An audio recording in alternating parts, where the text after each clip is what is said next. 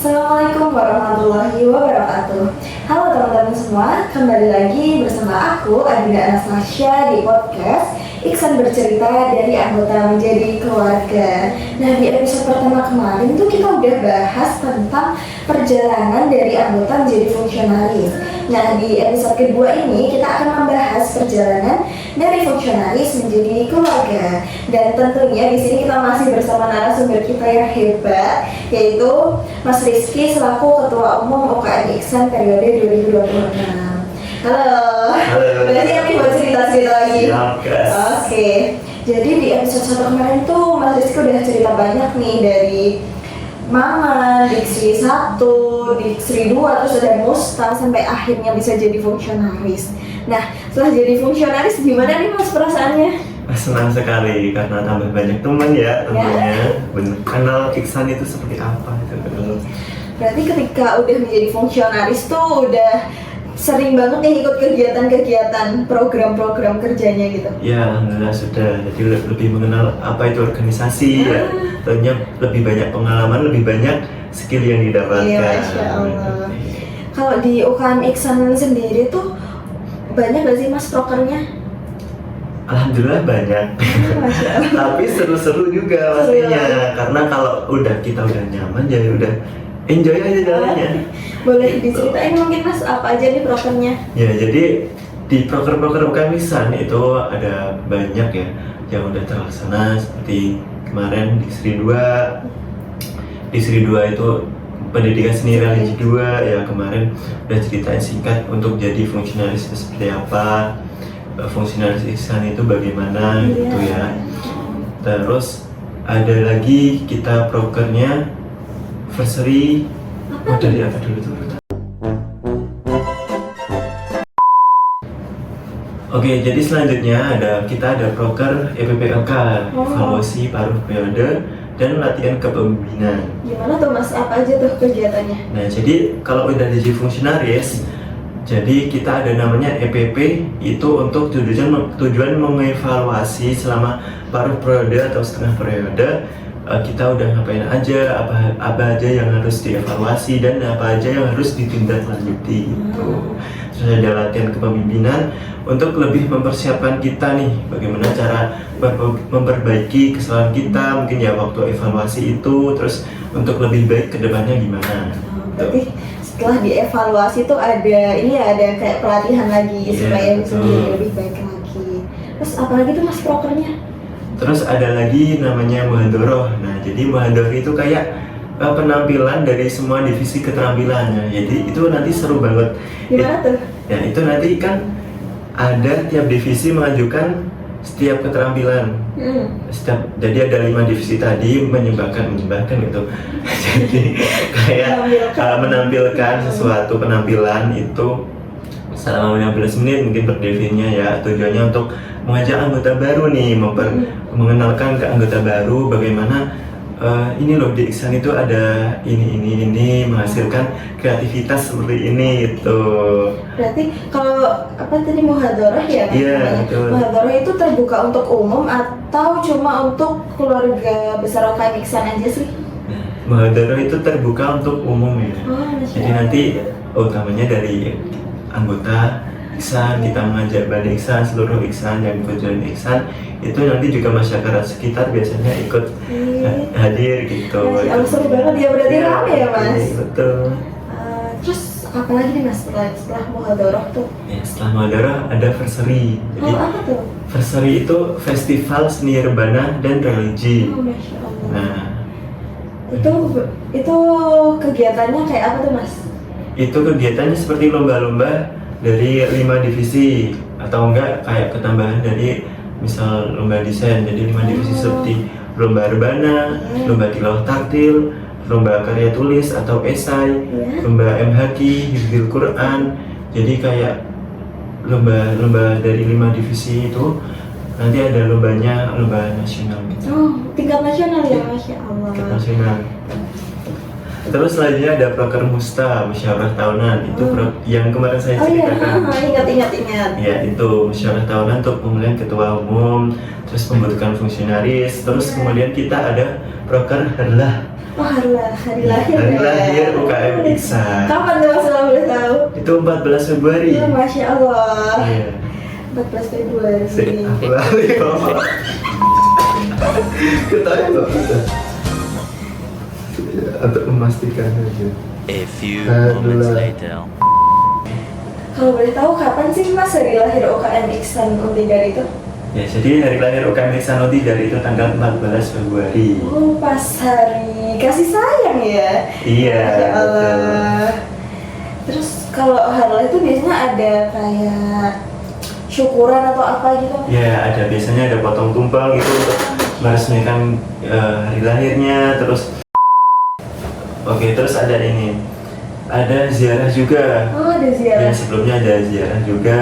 Biasanya kita ziarah bareng-bareng se-UKM Iksan. Masya Allah. Ya, itu buat dosen-dosen juga boleh ikut itu.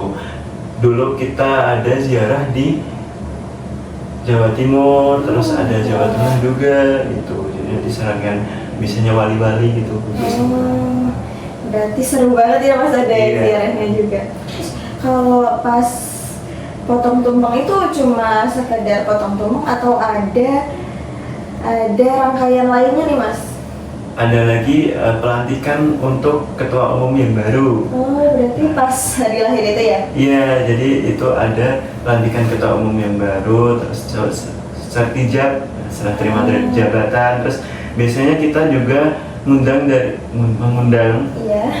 Biasanya kita juga mengundang Habib-habib yang dari luar gitu, seperti sholawatan juga kita di sana. Seru banget ya Mas berarti. Iya, seru. Yang kemarin tuh kita ngundang Habib Umar, terus yang tahun sebelumnya juga kita ngundang Habib Muhsin itu, jadi kayak Habib yang terkenal. Oke, jadi kalau boleh tahu, Mas Rizky itu berarti udah 2 periode ya sebagai fungsionaris. Iya, betul. Masya Allah. Apa tuh alasan Mas Rizky kenapa milih lanjut di kepengurusan UKM Iksan ini? Karena yang pertama saya masih belum bisa meningkatkan soft skill saya. Nah, jadi kayak dulu saya itu introvert. Introvert. Iya, jadi kayak introvert terus gimana ya cara meningkatkan skill public speakingnya biar bagus gitu. Apa lanjut join fungsio aja gitu kan. Di situ juga udah lumayan tapi masih agak malu-malu gitu ya. Ya jadi tujuannya itu lanjut karena ya udah di Iksan juga nyaman gitu kan. Iya. Sekaligus meningkatkan soft skill juga, temen-temennya udah banyak, jadi kayak nambah relasi yang lebih banyak lagi gitu. Berarti tercapai nih Mas di 2 periode ini soft skillnya udah mulai meningkat lagi. Iya, alhamdulillah udah mulai meningkat. Terus berarti kan di 2 periode kan pasti ada perbedaan teman-temannya juga nih, teman-teman fungsionarisnya. Beda teman juga beda pengalaman nih pasti. Mungkin boleh diceritakan pengalaman Mas Rizky di periode pertama dan periode kedua apa tuh bedanya? Oh, oke. Jadi kalau pas periode pertama itu kan saya jadi sekretaris divisi kaligrafi ya. Jadi di situ kan cuma terbatas ya udah fokus di divisinya dulu, divisi kaligrafi aja gitu kan. Tapi kalau semisal yang periode kedua ini kan saya jadi ini ketua ya, Masya Allah. Jadi waktu periode 2 ini jadi kayak lebih menantang gitu kan. Kalau lanjut fungsio tadi yang kemarin saya bilang itu kan bisa jadi ketua divisi maupun PI, pengurus inti, ketua umum, ketua wakil ketua umum gitu kan. Jadi sekretaris umum, bendahara umum, jadi dia lebih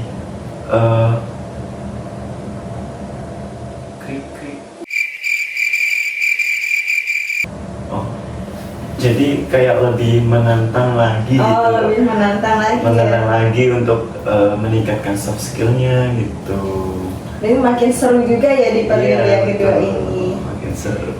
Terus kan lebih seru pasti tantangannya juga semakin besar nih. Itu gimana cara Mas Rizky menghadapi tantangan itu? Seiring berjalannya waktu ya kita saling belajar, jadi kayak saya kan nggak hanya sendirian ya, jadi ketua itu nggak sendirian, masih ada teman-teman fungsionaris yang lainnya gitu, yang saling membantu. Di situ kita bekerja sama, adanya organisasi yaitu masuk ke fungsionaris juga itu saling bekerja sama, belajar saling membantu gitu. Berarti saling ngerangkul, saling mengayomi ya Mas, jadi nggak jalan sendirian nih di organisasi. Terus apa sih, kan ketika menghadapi tantangan itu kadang kita ada di titik terendah kayak udahlah capek gitu. Apa motivasinya Mas Rizky tetap bertahan di UKM Iksan ini? Jadi motivasi saya itu, saya niat awalnya join fungsionaris udah diniatkan untuk menambah ilmu, untuk cari soft skill saya, jadi kayak menambahkan kepemimpinan itu seperti apa gitu. Jadi bukan fokus ke misal nih ya, misal kok niat awalnya untuk mendapatkan sertif untuk buat CV gitu. CV ya itu. Jadi kayak niat awalnya itu menambahkan ilmu, jadi enjoy aja jalannya kepengurusan ini. Jadi kayak kalau lagi capek ya udah gitu, kita istirahat dulu, mungkin capek badan, capek pikiran, kita buat istirahat dulu, misal buat tidur atau game, ngopi gitu. Berarti kalau niatnya udah lurus tuh pasti nanti ngejalaninnya juga nggak berat ya? Iya, nggak berat, pasti balik lagi, nanti istirahat sebentar, kita balik lagi, yuk gimana gitu. Terus kan selama di Iksan kan pasti berproses tuh dari dulu awal maba sampai sekarang udah semester 6 ya Mas? Iya betul. Itu ada nggak sih perubahan-perubahan di diri Mas Rizky sendiri setelah before dan after join UKM Iksan? Tentunya banyak sekali ya. Masya Allah. Karena dari awal saya masuk kuliah itu udah join UKM Iksan, jadi kayak UKM Iksan itu sudah seperti keluarga bagi saya. Iya, Masya Allah. Udah seperti kalau mau ngapa-ngapain ya di UKM Iksan, waktu istirahat juga di UKM Iksan gitu kan.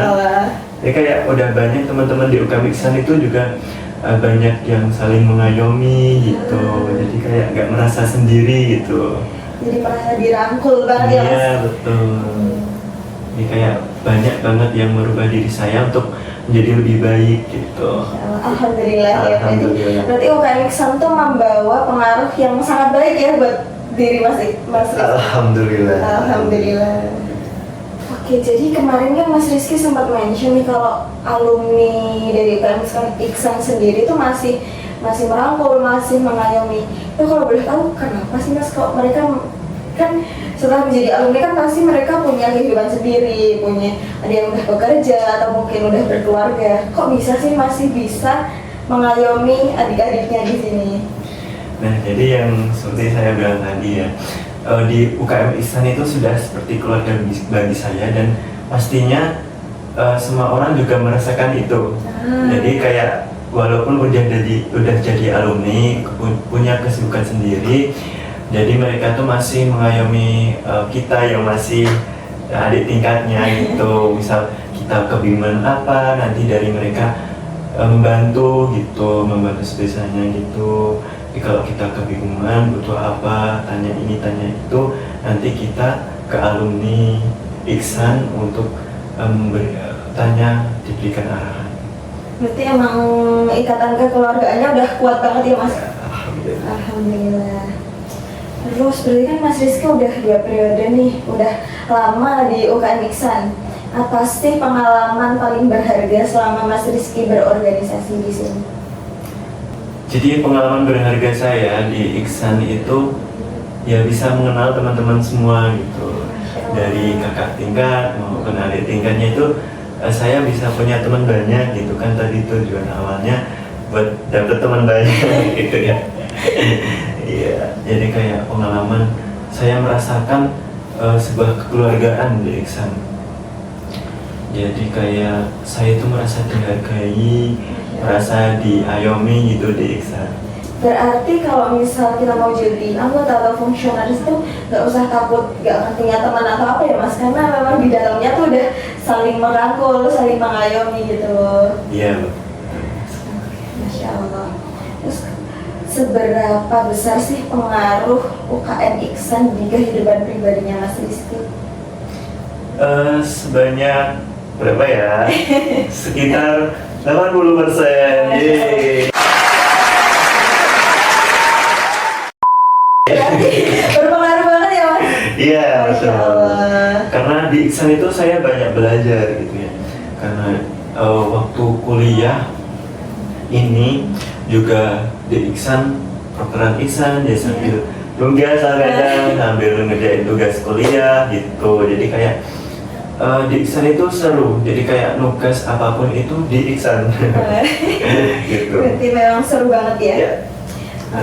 Tadi kan Mas Rizky juga sempat mention kalau Iksan tuh udah dianggap kayak keluarga. Iya, betul. Apa sih makna Iksan adalah keluarga bagi Mas Rizky? Makna Iksan adalah keluarga adalah